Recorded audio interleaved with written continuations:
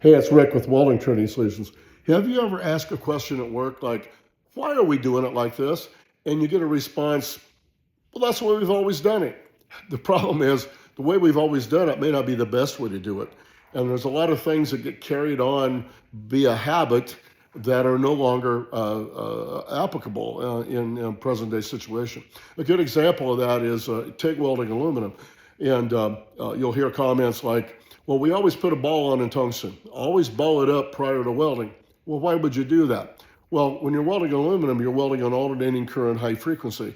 And basically that means you've got a cycle of electropositive and electronegative values in that arc.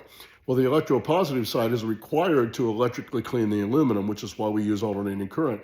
But that also puts a lot of heat on the tungsten. So back in the day, we had standard TIG welders, which had a 50-50 ratio of electropositive and electronegative in that AC cycle.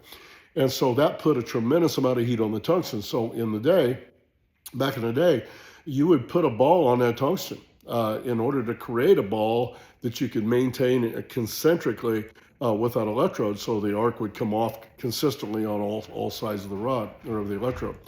And so now, however, most machines anyway, in fact, pretty much anything manufactured since the mid 80s, have some kind of wave balance on it, and which basically allows you to slightly adjust the electrode positive and electrode negative weight to basically take a little bit of the time off of electrode positive and put it a little more on electrode negative, which basically means it kept the tungsten cooler. Okay, and so because of that, you can even use a smaller tungsten to weld aluminum of a given gauge thickness, but also we don't need to ball the tungsten up.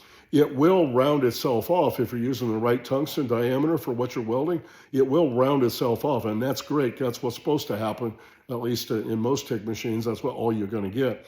But you don't need to ball it up. And if it is balling up, you've got too small a tungsten. So anyway, hopefully that clears a little bit of that up for you. We'll talk more about that later on, I'm sure. Hey, subscribe, click the bell so you get more notifications from me when I post. And always remember, focus on the fundamentals. See you next time.